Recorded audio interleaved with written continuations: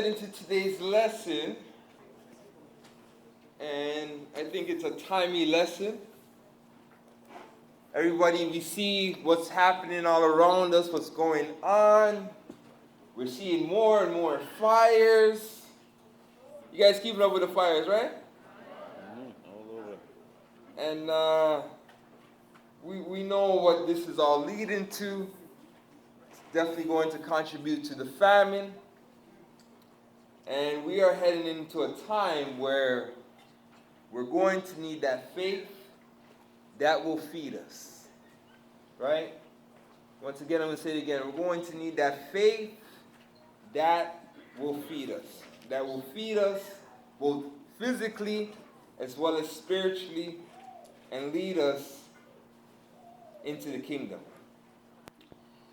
Let me get into the commentary. And it says, there have been many articles, documentaries, news segments, etc. on the mark of the beast. It is clear that the technology is clearly in the earth presently, right? And we could I'm going to say there's a time where we did this lesson where we're like, but we're doing this lesson now, and we could 100%, the writing is on the wall. If you have eyes to see, you can definitely see that the mark of the beast and the technology is here, and there's no going back from this, right? In fact, I was listening to the radio the other day, and one of the things they said is everybody's using their phone right now, right? So we went away from cash. I still carry cash, but we went away from cash to everybody walking around with cards. Now everybody's getting rid of the cards, and everybody's using their phones, right? And we know eventually this is going to get phased out. And in fact, they've already implanted people with the system in order to be ready to receive the mark of the beast, right? You see Elon Musk, he's already doing chips in the head. We know parts of Sweden, during COVID, they were already implanting people with microchips, using it as their digital passports, right? So it's happening. Let me continue to read. This present generation will be met with the challenge of the mark and everything that comes with this technology being implemented. The challenge is, what will you do when the mark of the beast is implemented worldwide? Will you choose the world under Satan, or will you choose the eternal world to come under the Most High? It's time to prepare our spirits to be ready for the time ahead through learning about the faith needed to make it through, right? So yesterday, I remember I got to catch a bit of Coming Out of Babylon, and they were interviewing sister from Africa, and she was like, hey, make sure you get your food, get your medicine, get your ammunition, because the famine's coming, right? So, and I'm looking at this, I'm saying, this is obviously there's a few things she was saying, but majority of what she was saying, it was dead on. So everybody's understanding, seeing the times, it's crazy. As a way, I got to go away, and I'm going to talk about that a little bit more, and got to visit my cousin, and I'm talking to her sister. I'm telling my cousin, basically, sharing some stuff that we know is coming down the pipeline and whatnot, and she's like, you need to speak to my sister. So I'm speaking to her sister and whatnot, and she's like, yeah, got to get off grid, and you got to get food and rations, and I'm like, hold on, what church do you go to? I'm there saying, maybe she goes to one of our churches down in Atlanta there, right? And she shared with me and whatnot. But what I got from that is people are thinking in this mindset now, right? There was a time where we were thinking like this, and people thought we were crazy, and now everybody's saying, the signs are on the wall. We got to start preparing. It's coming, right? And I'm like, okay, preparing's good, this is that, but nonetheless, this ship is about to sink. Let's just make sure that we're clear on that, right? But that's one of the things that stood out to me, is the fact that everybody understands to a certain degree, because they're missing the gospel understanding of this. But they understand that we're in times that we have experienced times that we have never experienced before, right? And it's only going to get worse. Let me continue. So the question is what will we choose? Will we choose the Most High, or will we choose Satan and the world that he's bringing about? Now, another thing that I heard that was spoken about on coming out of Babylon, and it's funny because I was speaking to a few individuals about this, is the fact that we're here. I remember, I'll never forget this, I remember it was high school, coming out of high school, grade 9, grade 10, coming out, and you had people handing out the Mark of the Beast pamphlets with those same red Bibles we used to have in our back pockets. And I remember I used to say, why on my time, Most High? Why can't I just get old, buy a house, get a house, kids, and die that I don't have to see this? And, when I look back at it, because I was what, 14, 15? I had the wisdom that I didn't have the wisdom that I had now, so to speak. But one thing that I knew is that this would happen in my lifetime. And to be here where it's actually happening, all I can say is, all praises to the Most High. One, because he showed me that I would experience this in my life. But two, because now he gave me the wisdom to understand why I needed to be here. Why we have to go through this. Because this is, us going through this is, already what I'm saying is, after this comes the reward. So at the time where I was thinking, let me just die, my own selfish thoughts, not understanding that to be here, understanding this is the time the prophets spoke about. This is the things the prophets desired to see. Right? The falling of the last empire and the ushering in of the kingdom that will be forever lasting. Christ's dominion. Some of us will be privileged enough to see him break that atmosphere. Some of us will be privileged enough in the wilderness to see all the nations fall before him. Some of us will see when he splits the sea and we walk through on dry ground into the land again. Some of us will see that pillar of fire leading us day and night, like it was for our forefathers. Some of us will eat manna again. And if you eat the manna again, please don't complain. Right? But it's a sight to see, just thinking about that. And it's just so real that even all this is happening, even though we're seeing the technology that they have, they're able to shoot lasers from space and precise precision on targets. We understand that through it all, the Most High God has us and will protect us through this all. He just made the technology. He had to, give them all this technology in order, when it's all said and done, for him to get all the praise and glory. Right?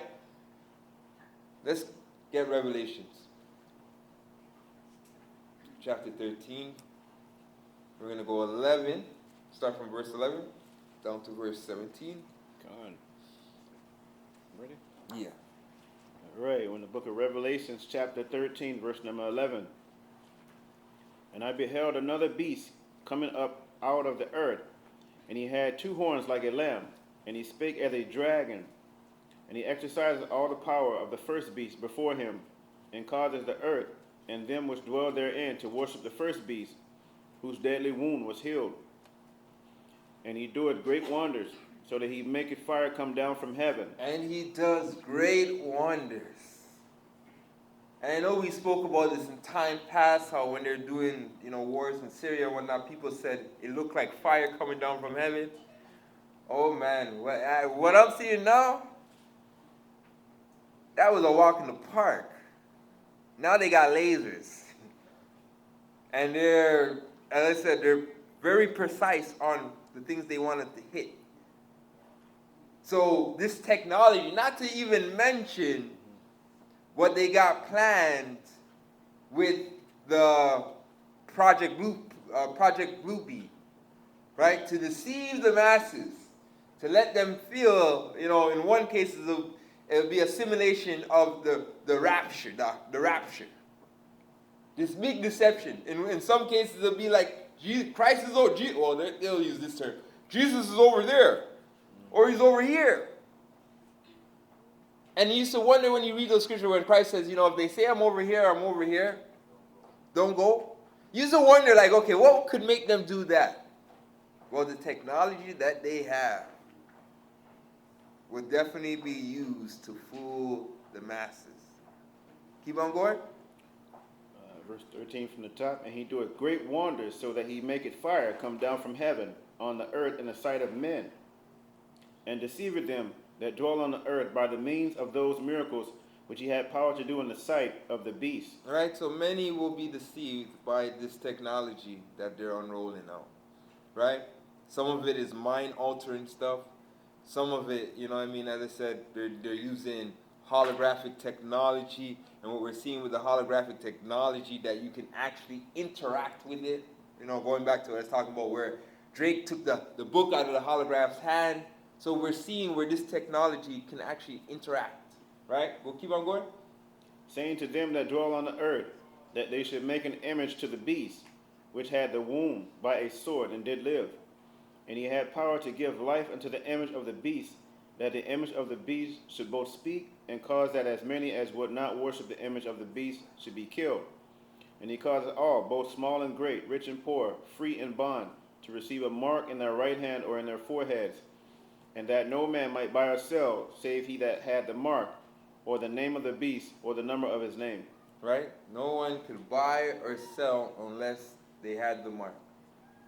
Now, we saw the test run of that, right? During, I'm going to say, the pandemic, where you can't travel, right? They didn't go as far as buying and selling, but they put a lot of limitations on people's lives. And we saw that a lot of people compromised, whether because, I can't travel, whether because, my work was putting pressure on me. We saw a lot of people compromise and lose faith during that test run, right? This next run is going to be a lot more difficult with a lot more restrictions attached to it, right? But we have to be those that understand that as long as we have the Most High, we will be good. And some of us actually, those that said, okay, you know what, my work's saying this, but I ain't doing this, and lost their job. Yeah, that's still all right, Khan? Most High still took care of you, Khan? And that's the thing, is that sometimes, part of faith is sometimes we actually have to try it, apply it. And it's not easy, it's challenging at times, it's scary at times. But the more you see the Most High deliver, the more you get built up and strengthened and can lean on it. But if you never apply it and expecting to use it, when this comes in, oh, good luck. Keep on going? That's it, right? Yeah. So not being able to purchase food and other goods will bring quite an issue to the table if you have not spiritually prepared yourself for the time to come. Without the mark, which is a sign of allegiance to Satan, you will not exist as far as society is concerned. And most will crumble under the idea of not being accepted by those in the world who choose to align themselves permanently with the beast system, right? So if you're somebody that's still, and it's more speaking to the younger generation, that you're still looking to be socially accepted, looking to be part of the in crowd, looking to have your name known, you will fall under these pressures as well. So this is a time where, us as believers, one, we got to get used to separating ourselves. That's what coming out of Babylon is. That's the first part of it. We got to be used to not doing what everybody else is doing. Right? What everybody else considers the norm, for us is not normal. Right? You can't be directed and led by trends. Because those are the things that, as I said, when you check it out, those are the things that the adversary is using to pull us in to compromise. I want to get a video because this is the time that we're heading into, or better yet, it's going to touch on something here. And let's play the clip. I added a clip. Probably have to refresh it. And that's so true. Now, this is a side note, but I'm going to show you where I'm going with this, right? Let's get it. So true. We all wait until 1 p.m. to have lunch. Right. And the morning we wake up, we feel like we have to have breakfast or we're doing something wrong. Yep. And then dinner time, any time between, 6 and 8, we have to sit down and eat again or we're doing something wrong. Yep. If you just unwind that. Yeah, where did that come from? Right? Usually from your parents, and it came from a schedule. What did my ancestors do before my parents existed and the schedule? Right? So hold on, pause for a second. Let me do a disclaimer here.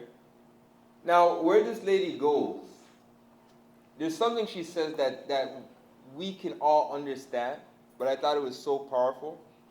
But one of the things she says is that, we're cavemen, We know there's no such thing as that. According to the Bible, we know that that's not, it wasn't dinosaurs. Well, there was, but not the way they portray it. Let me digress. But let's pull out the wisdom from the stuff that we can just throw to the side. Let's go. Came out of the cave. Okay. I'm going to go back to our primal friends. Go back to our cave friends. They came out of a cave. They didn't have a refrigerator. They didn't have a pantry. They didn't have DoorDash. They had to go find food. Did they have Uber Eats? They didn't have Uber Eats. Delivery? Yeah, I'm pretty sure they didn't have Uber Eats. But what they did is they came out of the cave and they went to go hunt food. Sometimes they could make a kill really easily and bring it home and they would feast. Sometimes the kill wasn't as easy and they had to go far to find an animal to kill. Exercise.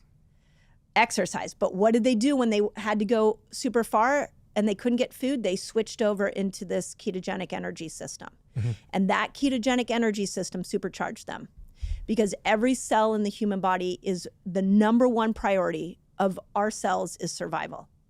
So we were built to make sure we could stay alive in the absence of food. So their ketones kicked in. And when ketones kicked in, they became mentally very focused so they could go find food. They were able to stay calm. Ketones will affect a neurotransmitter called GABA and cause GABA to come on so you feel calm, you're focused. Ketones will power up your muscles so that all of a sudden you have this incredible muscular energy. Mm-hmm. All because they were meant to go find food so they can bring it home. Okay, so the body, which is orientated towards survival, when you hadn't eaten, it invests a lot of its sort of resources in your brain to increase the chances that you'll catch something to eat. So that's why when I fast or when I haven't eaten, I'm very focused, I'm very articulate. That's right. It seems, and I perform at my best. Bingo. That's it. Makes sense. And then what? Right, now we can leave it there. Right? Now, we know something better. We know, we have more understanding on this, right? So when we enter into a state of fast, what's being heightened? The spirit. So when she's saying, more focus, the body's this, some more discipline, the muscles, all that, we understand that from a fasting aspect, what is being heightened is the spirit, right? Now, we understand that, guess what? The Uber Eats soon done, right? Mm-hmm. Grocery store soon done, mm-hmm. Right? All these comforts that we have picked up in Babylon or in our, in our communities, they're coming to an end. And the only way to partake of them is if you have this mark of the beast. So for many of us, because Christ says when you're persecuted in one place, go on to the other. So for many of us, we are going to be moving from place to place. And in moving from place to place, because we can't bring the fridge, can't bring the freezer, right? Some of us may pick up some salt and, know how to store food using the salt. But nonetheless, we're going back to, there's going to be times we're going to have to go hunt and get some food. Right? And we're going to have to operate, not coming out of caves like the sister said, but we're going to go, we're entering a place where honestly, we're going to depend on the Most High for everything. And for them, that's what it was. They went to go catch a catch. Before they went to go catch, they would go pray to go catch a catch. After they catch a catch and bring back the catch, then they pray for the Most High for answering their prayer and delivering something for them to eat. So they understood this concept that, hey, what we get is from the Most High, and that we need to stay in His good favor, right? But I want to back this up by history, because this is where we're going. And I'm going to read two things. And I read this in times past, but I want to get this again. And let's start here. Okay. All right. This is the 10 tribes of Israel on the true history of the North American Indians. All right. And we are reading at page 197, last paragraph. On the 9th of April, he was reduced to low that he gave all hopes of ever getting to his journey's end. He stepped aside and sat down under a tree, expecting there to die. Right? So they were set out on a journey. And just like us, we will have a journey, and we know where that journey is. That's to make it to the promised land. Right? But on this journey, this brother started to lose hope. Same way how our forefathers, when it's time to leave Egypt and go to the promised land, there's scenarios where they began to lose hope. Right? Go on. His companions soon missed him. They came back and found him sitting there. I told them that I would go no further, but would die there. Right? The man said, I'm not going no further, but I'm dying here. Right? Go on. They remained silent a while, and at the last the old Indian said, Thou hast hitherto encouraged us. Wilt thou now give up? Remember that evil days are better than good days. Read that again. Remember that evil days are better than good days. Evil days are better than good days. Why? For when we suffer much, we do not sin. What? Read again. For when we suffer much, we do not sin. For when we suffer much, we do not sin. So we know the days ahead are about to get evil. And if we don't have enough wisdom, faith to understand, despite how evil the days are going to get, the Most High will get us through it, we will lose sight and we will lose hope and we will want to give up. So this brother is about to give up, and the other brothers around him saw that and gave him words of wisdom and understand, say, yo, everything, this time has a purpose. And that purpose is to get us ready for the kingdom ahead. Because what's about to take place in the earth is the only thing that's going to make us fully understand that we need to be fully dependent upon the Most High. Because we know that in our heads, but our actions obviously are contrary to that. Where we feel we can do this by ourselves. But the Most High is going to pull all the things we consider comfort, all the things that we trust in, so that we can fully trust in Him. And that's what, 40 years in the wilderness, that 40 years in the wilderness, that will do that to you. That's what it did for our forefathers. Right? Because they couldn't separate themselves from Egypt, from the mindset of Egypt. I'm praying that it doesn't take us that long. I mean, we ain't got that long. Go on. For when we suffer much, we do not sin, and sin will be drove out of us by suffering. And sin shall be drove out by us by suffering. Go on. But good days cause men to sin. But good days cause men to sin. And I talked about that. I said, you know what? Weak times or good times make weak men. Rough times make strong men. So we're heading into the time of rough times. We're going through that fire of adversity, so that when we come out of that on the other end, we will be gold. This is what this time that we're heading into, this is what the Most High is doing. Go on. And the Most High cannot extend His mercy to them, but contrariwise, when it goeth evil with us, the Most High hath compassion on us. These words made me ashamed. I rose up and traveled on as well as I could. Right? So, those were the words he needed. But let's continue. And I always read this part. Let's get this. All right. It says, So they're continuing on their journey. They can't find no food. Because we know there's going to be times where we can't find no food. And just like the sister said, they would have to go out. They would go on a hunt. Sometimes they would find an instant kill. Sometimes they didn't find a kill and for days. And she was laying how the body responds to this, how the body goes into what they consider a ketose state. We understand that we're going into a spiritually heightened state. Right?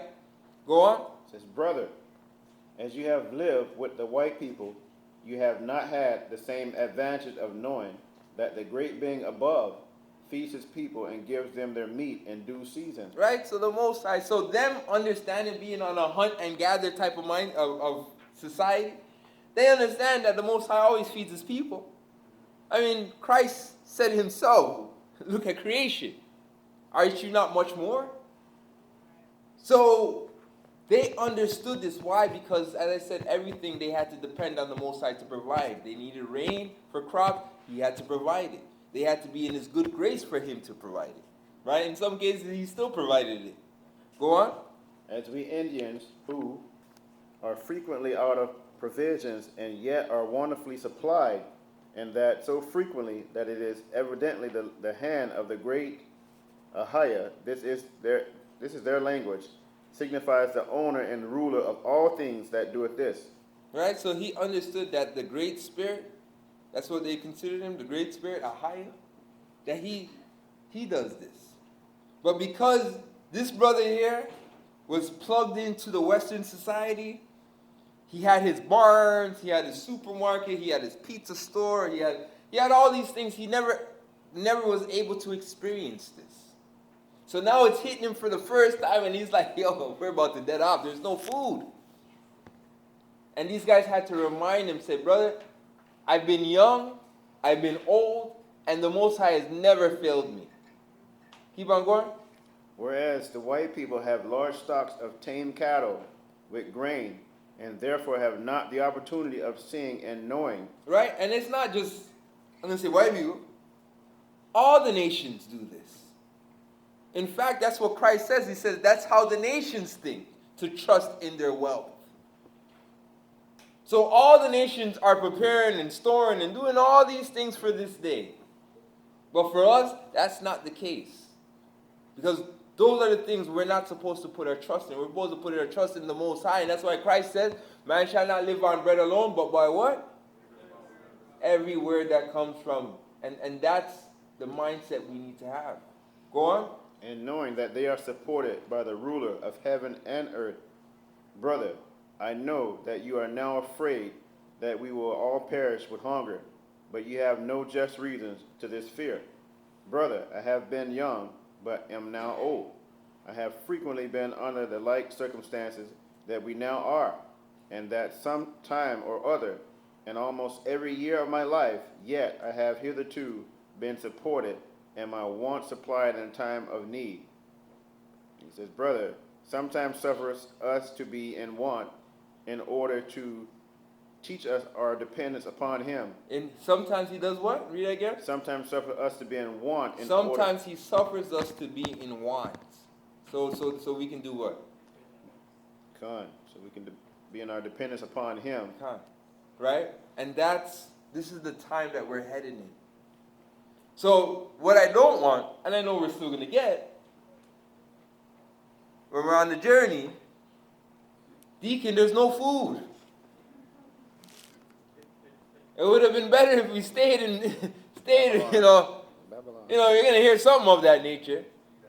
Right? I remember all the cucumbers and fish we did I eat on the Shabbats, and I'm going to look at you, I'm like, brother, let's pray on this. Because the Most High is going to give, and I'm probably not going to, I'm going to try to remember to say that if I'm ever in that scenario. But, I'm just saying let's not lose sight and lose faith in those scenarios. right? Because the Most High, we're going to be in scenarios like that where the Most High is going to see how do we respond to it? Are we going to, like they did in the wilderness, come against one another? Are they going to turn on Moses? You know what I mean? Are we going to turn on Moses like our forefathers turned on Moses? Right? Or are we going to be those that's going to say, you know what, Most High, I'm waiting for you to provide a way. I know you'll provide a way. Right? Even if you have to send angels to come feed us, I know you can do it. Even if I know, once again, you have to send the manna maybe a little bit earlier than, we read in scriptures, I know you can do it again. In fact, you know what, Most High, based on what I read in Exodus, I know you can take a whirlwind and have quail rain on the whole camp. Because I read this. I know you can do this. But will we have that faith to believe that and apply that when we're actually tested with real challenges? Or will it continue to be, you know what, that was a good story. I like that book. Right? Let's continue. Let's get Esdras, second Esdras, chapter 16, verse 35. All right. Turn to the book of second Esdras, chapter 16, reading 35 down to 46. Verse number 35. Hear now these things, and understand them, ye servants of the Most High. Behold, the word of the Most High received it. Believe not the gods of whom the Most High spake. Right, so the Bible tells us, or second Esdras tells us, believe not the gods whom the Lord spake. Right? So we're not supposed to trust, and I know we can look at this and say, okay, Deacon, I'm not following the gods of the nations. I'm not listening to Buddha. I'm not listening to Jupiter and pretty much Satan when we look at it all. But you know who we do listen to? His ministers. Right? Those that are selling us this agenda. Those that they're putting in front of the news cameras to tell you what he wants you to do. Right? Bible tells us don't listen to them. We need to trust the Most High and understand what the Most High says. And the Most High says, hey, what? If we abide with him, whether it be dead or alive, we will eat the fruits of the land, the good of the land. Right? Continue. Verse 37. Behold, the plagues draw nigh, and are not slack. As when a woman with child in the 9th month bringeth forth her son, with 2 or 3 hours of her birth, great pains compass her womb, which pains, when the child cometh forth, they slack not a moment. Right? So this is what our deliverance is being compared to. It's like a woman about to give birth. Right? And, sisters can tell you, saying, that time, it's not nice. But when the baby's out, and he's, he made it safe, there's that moment of rejoicing. And that's going to be our journey. It's going to be full of pain and trials. But at the end of it, we will rejoice. We will look at it and say to ourselves, you know what?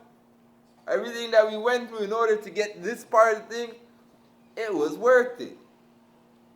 Because the Bible tells us, eyes have not seen, ears have not heard what the Most High has prepared for those who love him. Continue. Verse 39. Even so shall not the plagues be slack to come upon the earth, and the world shall mourn, and sorrow shall come upon it on every side. O my people, hear my word. Make you ready to the battle.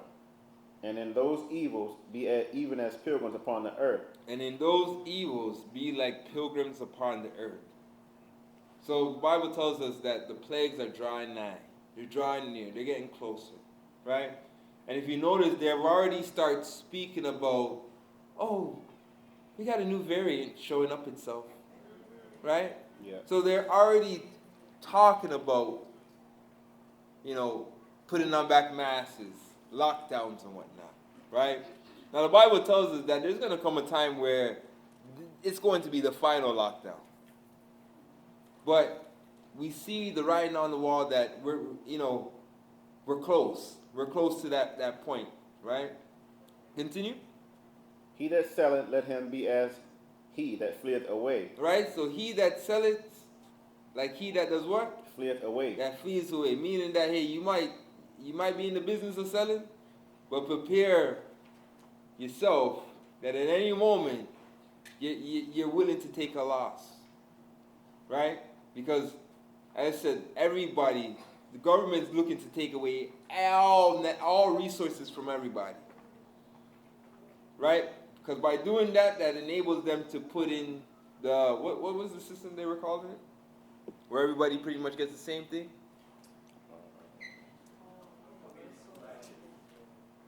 The universal income system, something of that nature.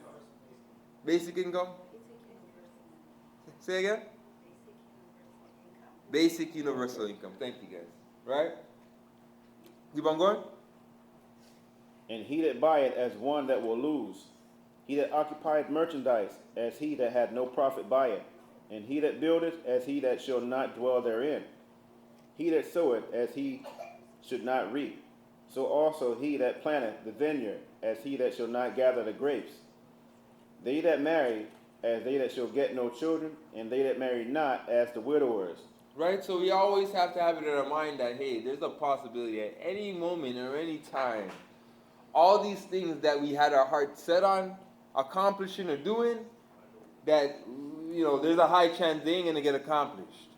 And we have to be able to accept that and understand that, hey, guess what? What we don't get on this side, we'll get on the next side, right? And I mean on the next side, I mean most high willing in the kingdom, right? Because, as I said, we know it's not going to get any better until Christ returns. So what we forsook for the kingdom's sake, Christ even said himself that he will pay you back. Right? Double. Right? Go on. And therefore they that labor, labor in vain. For strangers shall reap their fruits, and spoil their goods, overthrow their houses, and take their children captives. For in captivity and famine shall they get children. Right? So in the chaos which will transpire in the days to come, all that own may belong to someone else. Right? So all that we own, let me read again. So in the chaos which transpires in the days to come, all that you own may belong to someone else. Many fall victim to false religions and false doctrines of false gods that make you believe that the prophecies are to be taken lightly. Our faith is what will matter in the last days, because it's the one thing that they can't take from you. Let's get 2 Esdras chapter 16 verse 70. Book of 2 Esdras chapter 16, stand in 2 Esdras 16, reading verse number 70.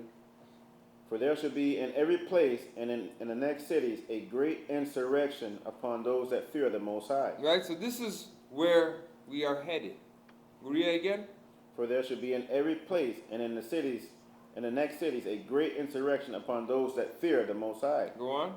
They shall be like madmen, sparing none, but still spoiling and destroying those that fear the Most High. Right? Now, you read this, and you can get the idea, like, especially in pastime. You read this and you say, okay, you know what? For the sake of preservation, you're going to have a lot of people robbing, looting one another in order to make it to survive, out of survival, right? On another instance, based on what we understand now with the technology that they've put in people and all these things, how a lot of these things, they can actually control people through frequency. It makes you really rethink madman. Read that part again. They shall be like madmen, sparing none. They shall be like madman.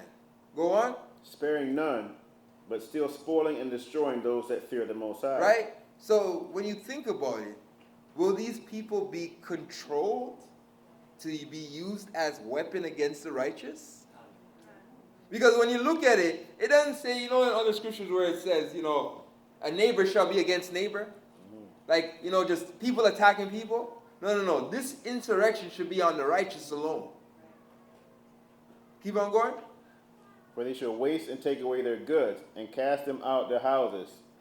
Then shall they be known who are my chosen, and they shall be tried as gold in the fire. Hear, O ye my beloved, said the Most High. Behold, the days of trouble are at hand, but I will deliver you from the same. Well, he will do what? Deliver you from the same. He will deliver us. And that's something we always have to hold on to. The Most High will deliver us, right? So when I look at the enemy, right, because the enemy, don't get me wrong, they got mighty weaponry. I give it to them. I give it to, especially what I watched last night. I'm like, man, these guys got some dangerous technology. If I didn't have the Most High, I'd be a little bit powerful. Just a little, right? But with all that technology, all that weaponry, right? With everybody in one mindset to bring about this one world order. And with all the odds that stack up against us, right? Because not only are we speaking about the physical stuff, right? But also the spiritual stuff in high places that's working against us as well. The spirits that are working against us as well. What do we have? Huh? Please, can we say this with confidence? Thank you. Right? We got the Most High. And my wife knows I play that song all the time. I go, with all they got against us, what we got, we have the Most High. And with that power, who's a power like the Most High, our God? So I'm saying, what we have, they don't stand a chance. Right? Now, I'm gonna borrow this from the brother. I was in Jersey and I heard the brother say, the Most High likes drama. And I was looking at it, I'm like, the Most High likes drama. I'm like, that's a hard pitch to sell. But when he said it, I understand what he was saying. Because, you think about the children of Israel, our forefathers coming out of Egypt, right? The Most High brought them out of Egypt. He could have brought them the shortcut. But he said, okay, I don't want you to go the shortcut. You might see Ephraim. I'm taking you the long way. But he brought them the long way, only to make them buck up in a river that they couldn't cross. With the Egyptian, who he at first made them, he lessened their heart, so to speak, because, when they lost all their firstborn, he's like, all right, get them out of the land. So he made a way to get out, only to stir back Pharaoh's heart to say, okay, go back for them again. Right? So then after now, we're there jogging along, you would think it would be the end of the story, happy story, they're trotting into the promised land. No. Most I said, no, man, we need some drama in this story. This story, we're going to add some excitement to the story. So the Egyptians come out, we're seeing them, we're panicking, we're like, okay, what are we going to do? There is no hope. And some of us were like, okay, you know what, the Egyptians, just take us back. Some of us were going to fight. Some of us were looking at Moses like, Moses, why you bring me out here for? Because you know how we like to do. We like to blame somebody. Moses, why you bring me out here for? Wasn't it better for us in Egypt? Right? So with all that, the Moses says, Moses is looking at it like, why Moses? Okay, what do you want me to do? Moses say, why are you calling up to me? Yo, wave up the stick. Put up the stick in the air. Right? Cross the Red Sea. You think Pharaoh and them would have said, okay, hold on. Even before that, when he made the dark, when the Holy Spirit became between the two camps, Pharaoh's camp was dark, they couldn't see nothing. Israelite camp was bare light. You would have think that would have been enough for Pharaoh. Most I said, no, I want my name to go throughout the whole four corners of the earth. Pharaoh, split the sea. Pharaoh walks through. Let me finish off the story, because the story's starting to die down now, right? They're going through the chariots. Most I said, okay, send the Holy Spirit, take off the wheels off the chariot, right? Only to end with a big bang with this Red Sea just collapsing and killing off everybody, right? So when I start looking at that from that aspect, because once again, the Most High is going to do it again. He's going to make this last story full of drama. And it's us to understand, because he already told us how the story is going to end. If we endure until the end, we will get the reward. But there's going to be some drama. There's going to be some scenarios where it's like there's no way out. There's no way out at all. And the Most High is going to see who will we be like? Will we be like Moses? and trust that he'll provide a way, or will we be like the children, majority of the children of Israel is like, oh, just give me the mark of the beast, it's easier, right? But when you said that, as said, the Most High likes drama. I said, okay, I'm gonna pocket that one. On that note, it just made me reflect back to verse 73. Then shall they be known who are my chosen, and they shall be tried as gold in the fire. Okay. Right? So we got to go through that drama. But let's continue. Jumping down to verse 75. Be not afraid, neither doubt, for the Most High is your guide, and the guide of them who keep my commandments and precepts, said the Most High Power. Let not your sins weigh you down, and let not your iniquities lift up themselves. Right? And this is what we have to try not to do, what we should strive to. Let's not make our sins weigh us down, or our iniquities lift up themselves against us, right? And we're talking about, in the end of the day, we want to strive for that perfection because we want to be like Christ, where Christ says, the prince of this world has nothing on me. Because we know he's the accuser, and he's always looking to get us entangled to have an accusation that he can use against us, right? So it's easier to say we love the Most High and have faith now, but what happens when this trial comes to pass? If you are not putting down your sins and are waiting to the last minute, you will fail. Those same sins, will cause you to be double-minded, and many shall take the mark simply to still be able to partake in their sins. Right? So you're going to have those that have different forms of addiction, different forms of things they love being part of the society. Right? And many are going to compromise. And we've seen that. I mean, think about it. We've seen that. Oh, I need to travel. Right? Let me inoculate myself so I can travel. Right? You're going to have some people say, hey, I like being on the internet. Let me get the mark of the beast so I can still be on the internet. Right? I like going dances. Let me get the mark of the beast so I can go to a dance. Right? You're going to have people that are going to compromise because of the sin. But remember, the Bible says, where your heart is, so is your treasure.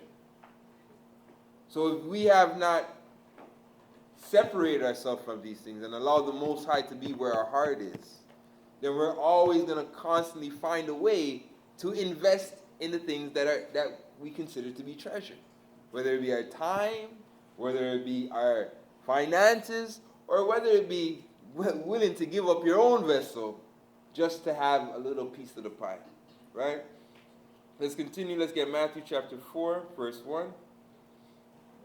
In Matthew chapter 4, verse number 1, reading down to verse number 4.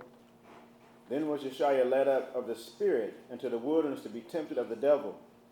And when he had fasted 40 days and 40 nights, he was afterward and hungered. And when the tempter came to him, he said, If thou be the Son of the Most High, command that these stones be made bread. But he answered and said, It is written, Man shall not live by bread alone, but by every word that proceeded out of the mouth of the Most High. Right? So with all the story, we all know the story. Satan offered Christ all the things that a lesser man would have taken. Riches, food, and even tried to tempt him to show him his power and authority. Christ was steadfast and used the scriptures to fight against the adversary, and his diligence conquered that trial. We will be tempted to accept the mark simply through fear of starvation in some cases, but remember, Christ would have rather starved, right? So we also see that Christ was able to be sustained in the wilderness under the presence of the Most High, right? I'm going to say, because we know after he hungered after the 40 days, but he was able to go 40 days without any nourishment, right? But we saw that the adversary came and tried to offer him everything, right? Food, so turn stones into food. He tried to offer him the kingdoms. And I'm saying many lesser men, like we just read, they would have taken the bait. In fact, many people are still taking the bait that Satan offers, right? Satan will come and say, hey, I got some food. got some finance, I got opportunity, and we bite the bullet every time, especially us coming from being the have-nots, right? Being those that come from, poor circumstances in some cases, right? But we got to be those that we're not going to compromise, right? Because believe it or not, the adversary has been banking on us compromising for years. He's always been playing on the fact of our poverty, right? That we're poor, in order to get us to compromise. And we see that in so many different fields of entertainment, right? We see that in the music industry, right? Satan comes, pulls one of us up, shows us the world that he has to offer. We start eating things and experience things we've never experienced. Then he puts the contract. Or he says, I need you to fill a part of my agenda. Many of us, right, we know it's the wrong thing. I'm talking about those that take the deal. They know it's the wrong thing. But the compromise or the challenge is, am I willing to give up what he's offering me only to go back in the struggle? So he understands time and time, 9 out of 10 of us is going to compromise in order, because how we look at it, you know what? I got a whole family I got to go back and take care and pull out of the same scenario. And in certain places, like in America, I'm going to say in America, they got some real ghettos, right? In Yard and stuff like that, we have some real where people say, no, you know how it is. I have people to take care of, I have mouths to feed. So a lot of times we compromise based on us trying to get everybody else out of the gutter, so to speak. So I understand it. But in the end of the day, Satan will give you, in order to get your soul, he'll offer you everything. For him, it's no loss. It's just gain. Gaining the soul is the prime objective. So we have to understand that. And at the same time, put more value upon our souls. Because there's nothing that he can offer me. There's no temptation he can give me that will make me compromise my spirit or my morals. Right? And that's the stand that we need. That no matter how good they make this mark of the beast thing look, no matter how much privileges that they're taking away from us, it doesn't outweigh the price of my soul and my salvation. Right? Let's continue. Let's get Luke chapter 12, verse 15. All right. So Luke chapter 12, verse number 15. And he said unto them, take heed and be aware of covetousness, for a man's life consisteth not in the abundance of the things which he possesseth. And he spake a parable unto them, saying, the ground. Let's read that again, verse 15. And he said unto them, take heed and beware of covetousness, for a man's life consisteth not in the abundance of the things which he possesseth. Right? Now what does this world tells us? This world tells us the opposite. Right? But the Bible tells us, be careful of this covetous spirit. And I said, there's a thin line between desires and coveting. Right? Because we can all desire to live better, to have better, to set up the children better. We can desire those things. But there's that thin line of coveting where if we don't have these things, we feel like we're left out. We feel like we're not living life. And they've set up a society where this is what we do. We're constantly being bombarded with things that we really don't need. Just a bunch of wants. And because other people have desired them and wanted them, now we feel like we're left out because guess what? I don't have a Gucci belt. I always get a Birkin's bag. Right? Me, my generation it was Gucci and Louis and, if you didn't have one of those bags, you felt left out. Right? Where has that gotten us? Just where we're known for vanity. That's what we've become known for. A people that were once people of moral and righteousness, now all we're known for is vanity.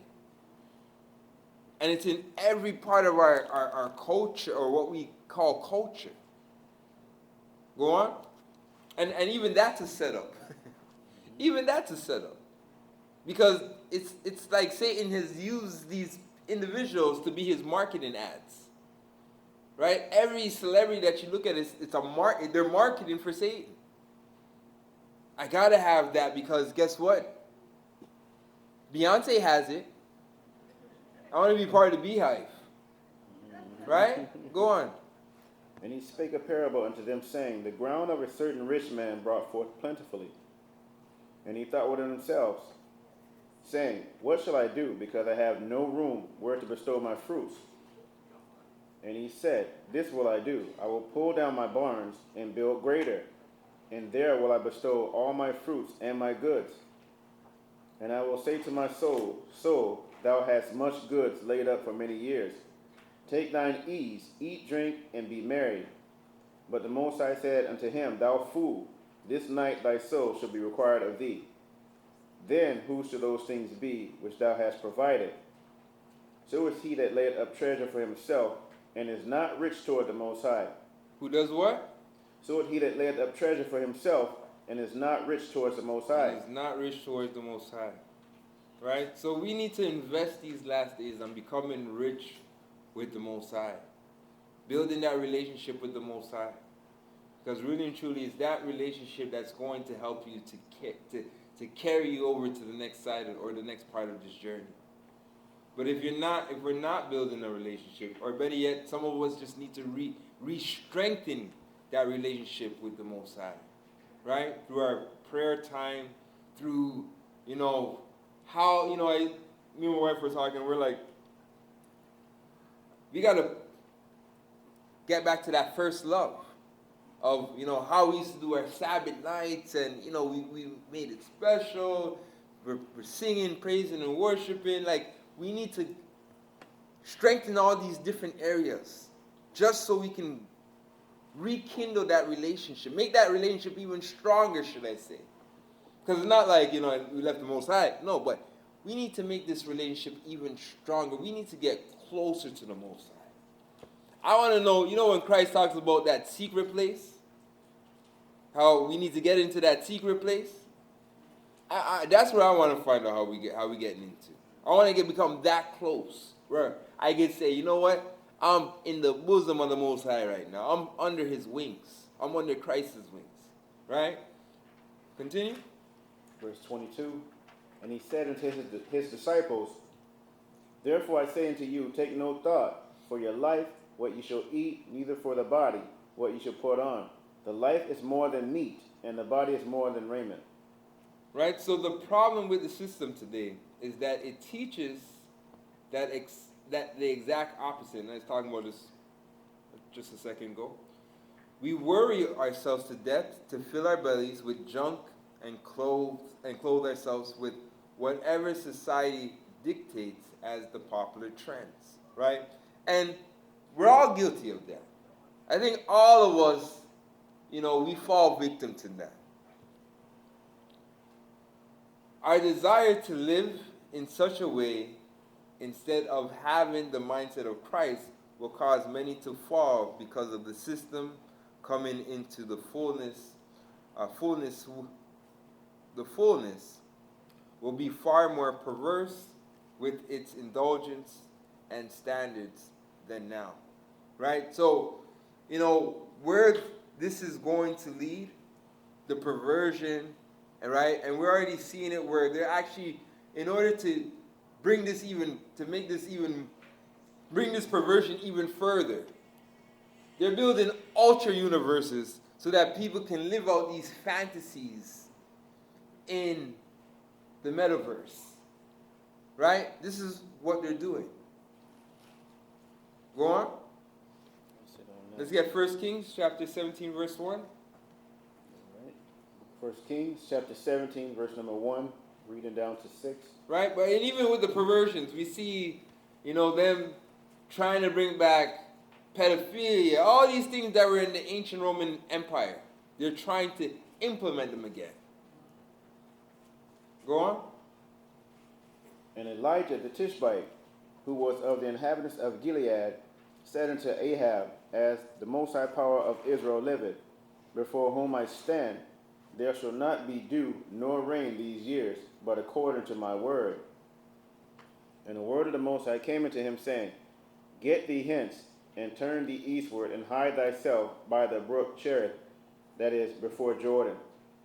And it shall be that thou shalt drink of the brook, and I have commanded thee the ravens to feed thee there. So he went and did according unto the word of the Most High, for he went and dwelt by the brook Cherith, that is before Jordan.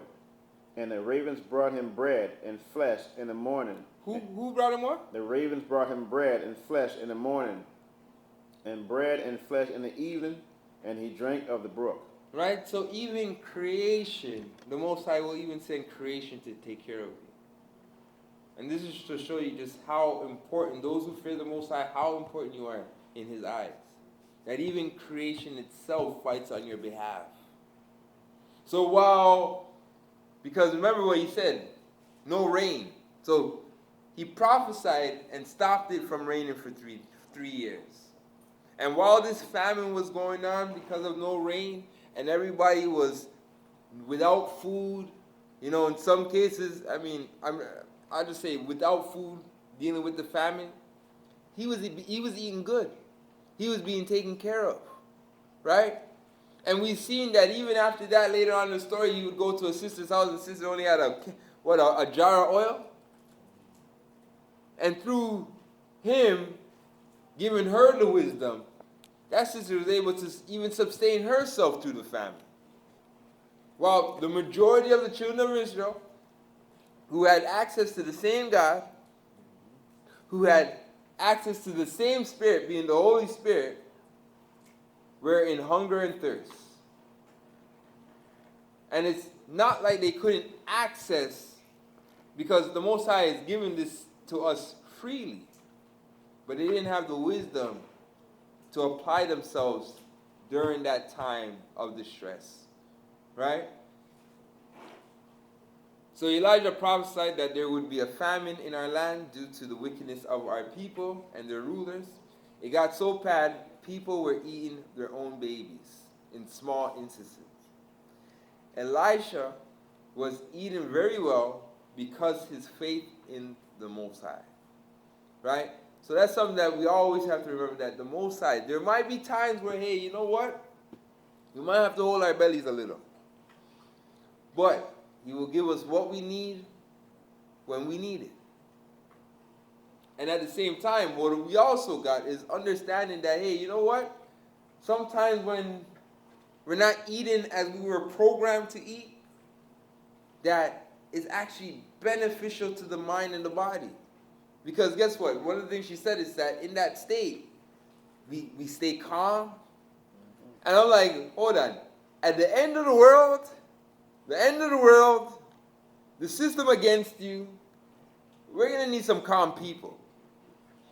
I need to be, you're dealing with all the anxieties of everybody.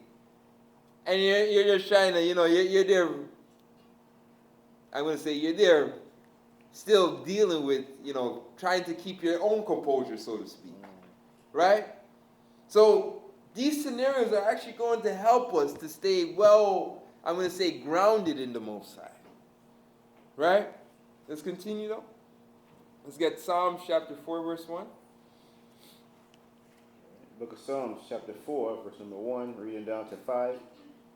Hear me when I call, O Most High, of my righteousness. Thou hast enlarged me when I was in distress. Have mercy upon me and hear my prayer. O ye sons of men, how long will ye turn my glory into shame? How long will ye love vanity and seek after leasing Salah? But know that the Most High has set apart him that is godly for himself. The Most High will hear when I call unto him. Stand in awe and sin not. Commune with your own heart upon your bed, and be still, Salah. Offer sacrifices of righteousness and put your trust in the Most High. Right? So leasing means falsehood and lies. right? So we've trusted in falsehood and in lies. We must walk after righteousness so that in that time we will not be deceived by the falsehood to come. You may encounter a family member who takes the chip and says, "Look at me, I'm fine, I didn't die." Now, during that 2-year stretch, I'm pretty sure some of us, we heard some of that, right? I took it, I'm good, right? Or you know which one, if you didn't hear that, you heard, well, it's not the mark of the beast, right? But, you know, a couple of months later, when you start seeing people drop down, right? And then you have something called sudden death syndrome, where very young people are just dying from heart attacks and blood clots and whatnot. And in the back of their head, some of them, they won't openly say it, but some of them in the back of their head, it's like, boy, I should have listened to Deacon, or I should have listened to my cousin, or da-da-da-da. Some of them will tell you. Some of them play it off like, there's nothing to see here. It didn't happen. Right? Bible says it's not at the beginning of something, but at the end. Right? At the end, we start to see what it's really about. So let me read this again. So it says, you might look at them and say, "I'm fine. I didn't die." There will be no different. This will be no different than Eve did with Adam. But understand, the Most High said, "Wrath to those who take it." So wrath will come to pass, right? So the wrath will come to pass. Those that, karma, you didn't feel it now. And and it hurts because some of them is our close families.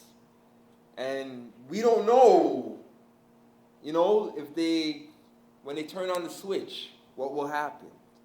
Right? All we can do is say, hey, you know what? I got time with them now. Let me share with them what I can. Let me enjoy the time. Let me love them while I can. But we don't know what tomorrow will bring. And not to say that the Most High can't heal them, because we believe the Most High can do all things. But we also understand that a remnant will make it. And if the righteous be scarcely saved, how much more the sinners? Right? Let's get Matthew 15, verse 32. Book of Matthew chapter 15, verse number 32, reading down to 38. Then Yeshua called his disciples unto him, and said, I have compassion on the multitude, because they continue with me now 3 days, and have nothing to eat. And I will not send them away fasting, lest they faint in the way. And his disciples say unto him, Whence should we have so much bread in the wilderness, as to fill so great a multitude? And Yeshua said unto them, How many loaves have ye? And they said, 7, and a few little fishes. And he commanded the multitudes to sit down on the ground. And he took the 7 loaves and the fishes, and gave thanks, and brake them, and gave to his disciples, and the disciples to the multitude. And they did all eat, and were filled. And they took up the broken meat that was left, 7 baskets full. And they did eat, and they that did eat were 4,000 men, besides women and children. Right? So we see Yeshua's spirit was on such a level that it was a small thing for food to materialize and feed the multitude. Although we will also see many miracles, Most High willing, we must remember nothing is more of necessity than being diligent in following after the footsteps of the bread of life, which is Christ. Right? Now, when you look at this scenario, you'll see that there's another scenario where Christ did it again for them, right? Where he fed a multitude. There's 2 scenarios, if I'm not mistaken. Right? Khan? All right, I'm just making sure that, I know I read it, but I'm just making sure I'm not inaccurate or I'm wrong for saying that. Now, with those 2 scenarios, by the end of it, did the disciples understand? By the time they got on the boat, and Christ says, my bread is to do the work of to do my food, my meat, to do the will of the Father. What were they in the boat arguing about? Oh, I guess we didn't bring bread. Somebody didn't bring bread. So with Christ being able through his faith, through the Holy Spirit, to make food materialize on two separate occasions, feeding the multitude, they still never understood this. And they were still saying, okay, who brought the bread? And that's something we got to be careful of. Because, there's times in our life when we really look back and reflect, there's times in our life where the Most High got us through. And then we'll be hit with another scenario, and then we're wondering, okay, Most High, how are we gonna do it this time? But the Most High can, in any scenario, he can provide a way. We just have to trust him. We just have to be able to understand, because guess what? We can see stuff and not comprehend stuff. So they saw this happen, but they didn't comprehend what was happening in front of them. They lacked the spiritual discernment to understand. And that's why Christ is like, what do you guys clearly you guys don't get it. What are you talking to me about bread? It's not, didn't you just see what I did? I just prayed. I mean, think about it. You went to a wedding and he turned wine into water. He's been doing this. And yet he says to those that follow him, you guys will do greater things. So do we believe that, hey, there might be a scenario where, guess what? Instead of, I won't go there. I was about to say, instead of 1 pigeon, we find 10 pigeons. I won't go there. But there might be a scenario where we might just have to pray that the little that we have is enough to take care of all of us. The question that I have is, will you believe? Because I believe he can do it. I believe he will do it. Do you believe? And if you don't believe, then you might not witness it. You might not experience it, because he can't do nothing where there's no faith. Right? Let's get Matthew chapter 16, verse 1. In Matthew chapter 16, verse 1, reading down to verse number 4. The Pharisees also with the Sadducees came, and tempting desired him that he would shew them a sign from heaven. He answered and said unto them, when it is even, ye say it will be fair weather, for the sky is red, and in the morning it will be foul weather today, for the sky is red and lowering.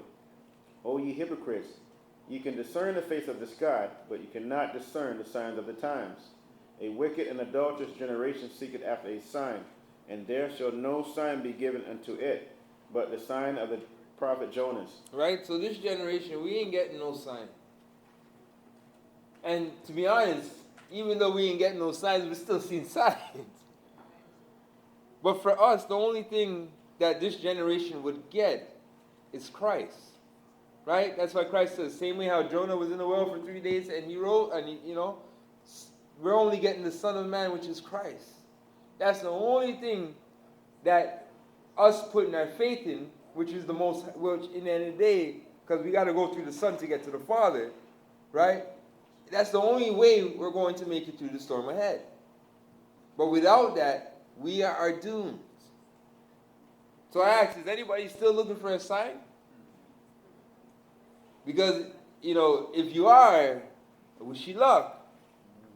But what you do have, don't call them signs, I call them indicators. And the indicators is the mark of the beast that we see, the technology of it we see, right? The indicators are, we're seeing them burn up all the natural resources as we speak, right? The indicators are, well, we know all wars will lead to, or Iran will lead to this final world war.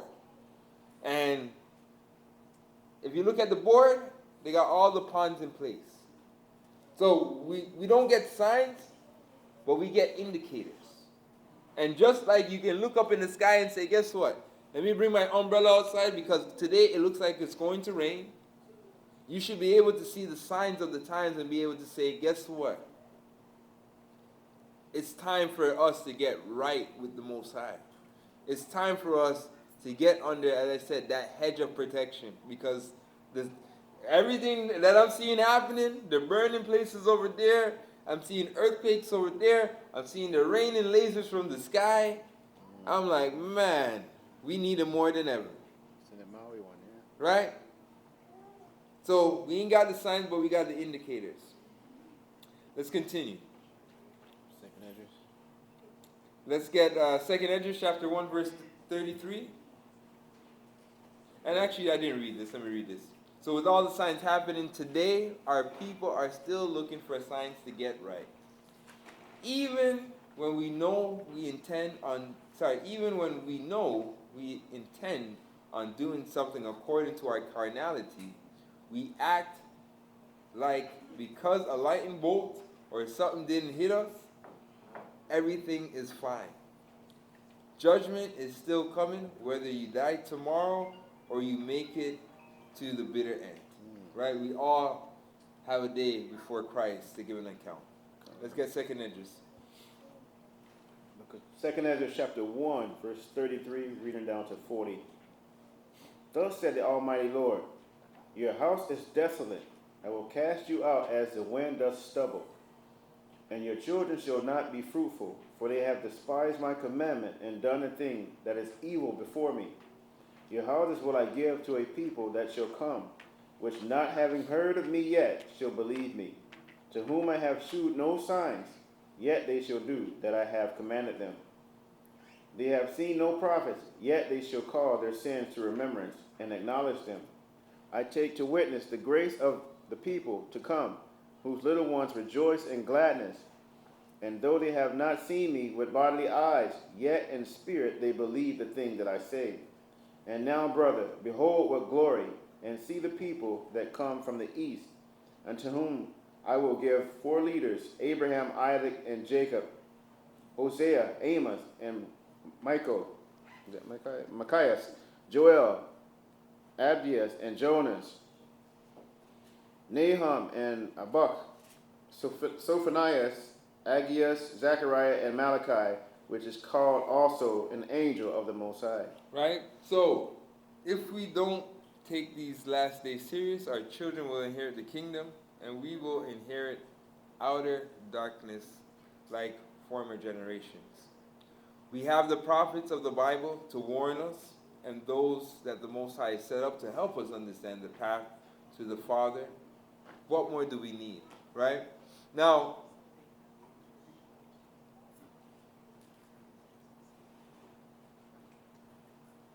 what did Esdras see here?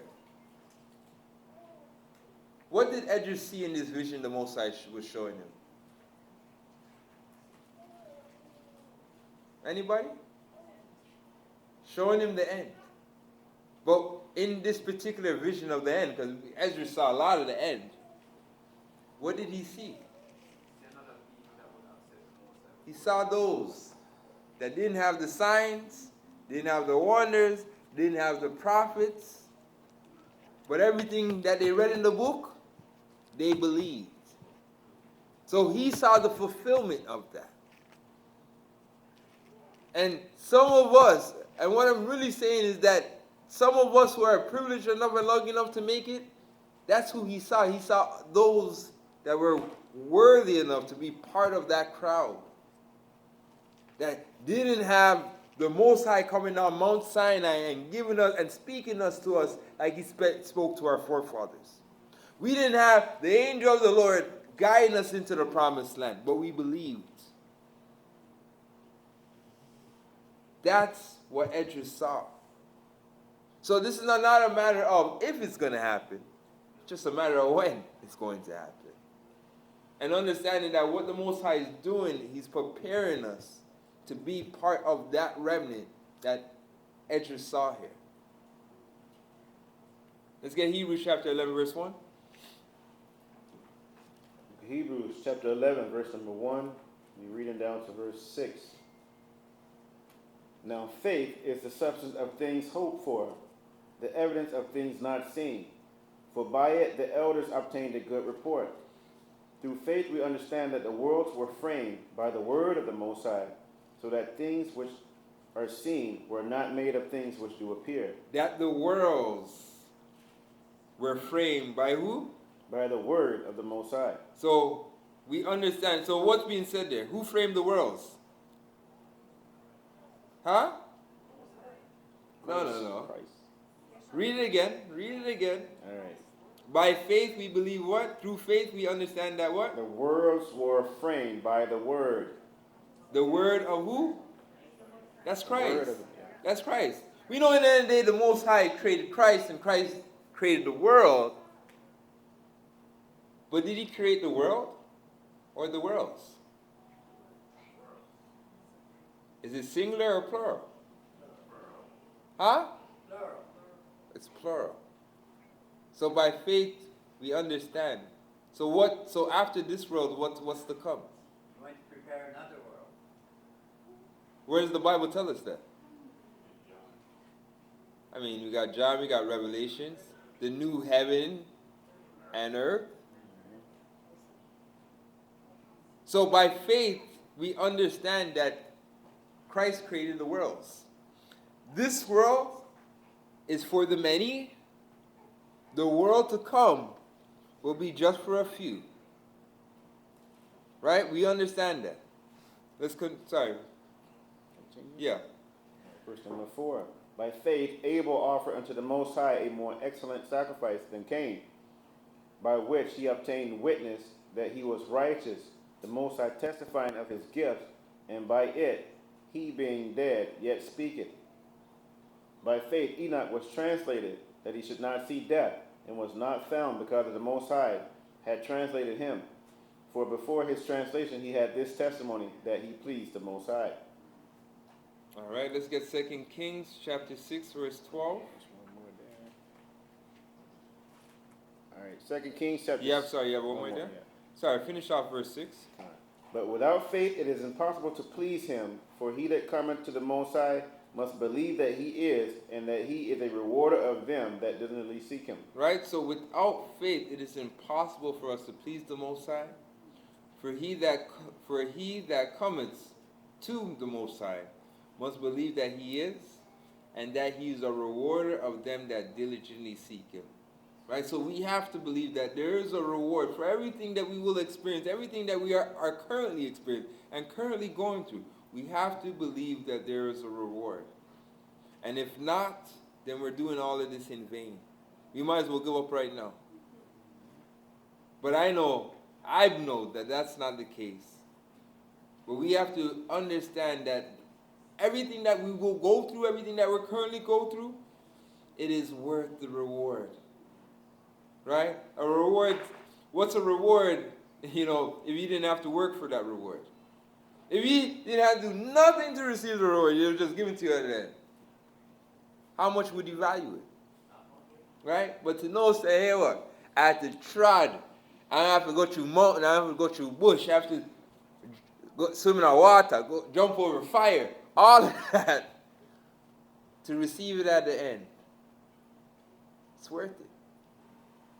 You know what I mean? I mean, one thing, it's like, I did all of that and you just got it for free. I mean, Most High, what we dealing with? I thought you were a fair God.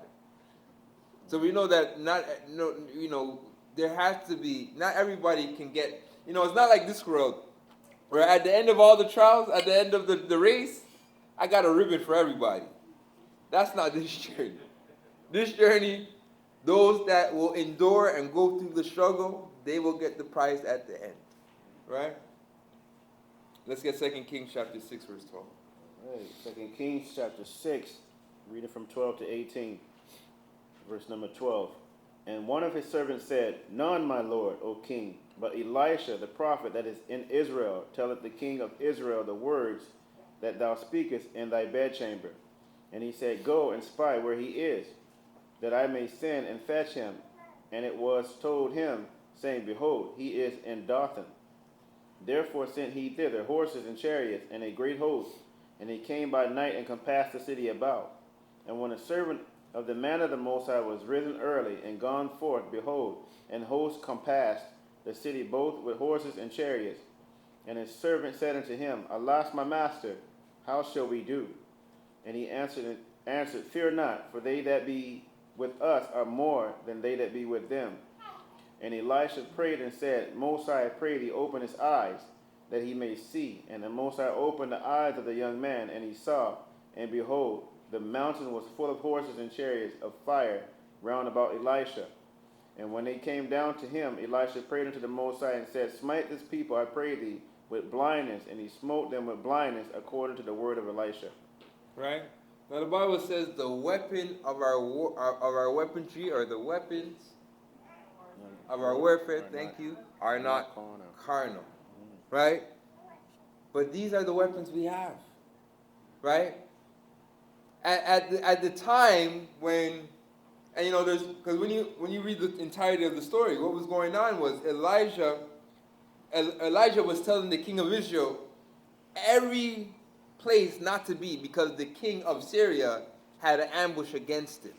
And it came to the point where, you know, the king of Syria is like, who's telling him my plans? And the man was like, no, they have a prophet in Israel named Elijah.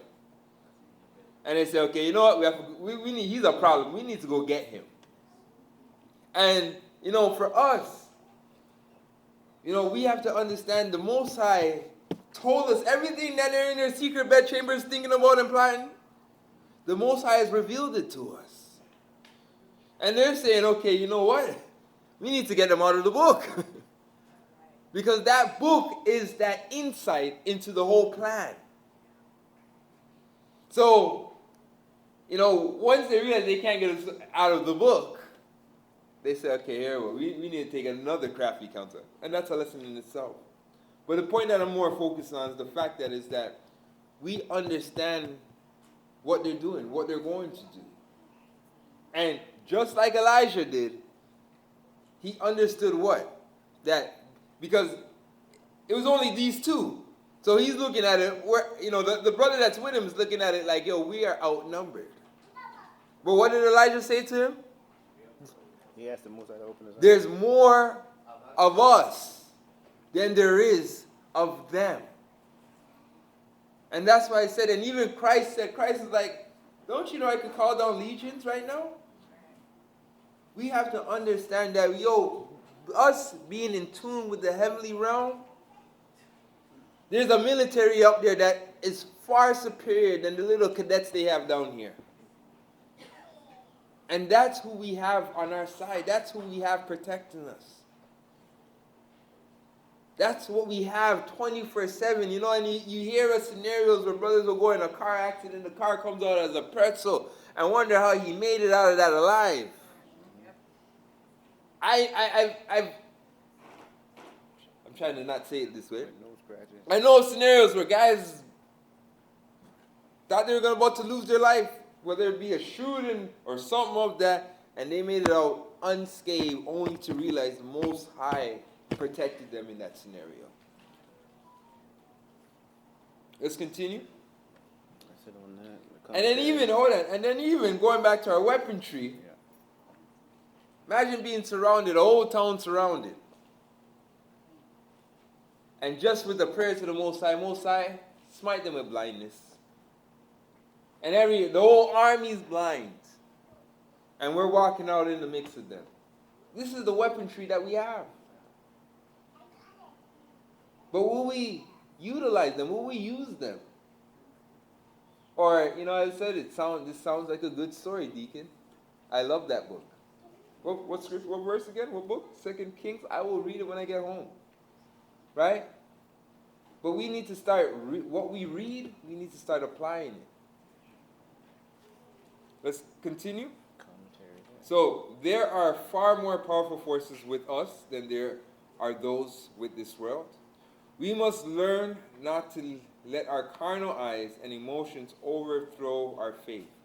We will need all the faith we can get against those forces of darkness which prey upon carnality to make us fearful, right? So we understand the game. They only have power, can only get power over us if what? If we do what? Sin. Right? If we sin. By sinning, we are yielding our power over to them.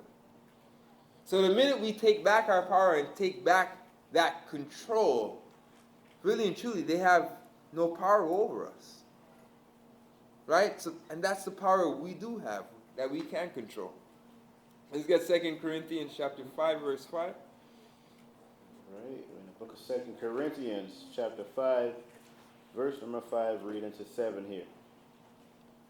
Now he that hath brought us for the selfsame thing is the Most High, who also hath given unto us the earnest of the Spirit. Therefore we are always confident, knowing that whilst we are at home in the body, we are absent from the Most High.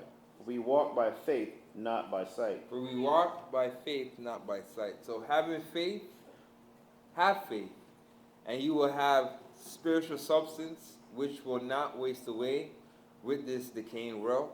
Flee wickedness and choose whom you will serve. Faith will sustain you, and works will preserve you through the times ahead. Stand firm, choose eternal life. With that being said, Shabbat Shalom, family.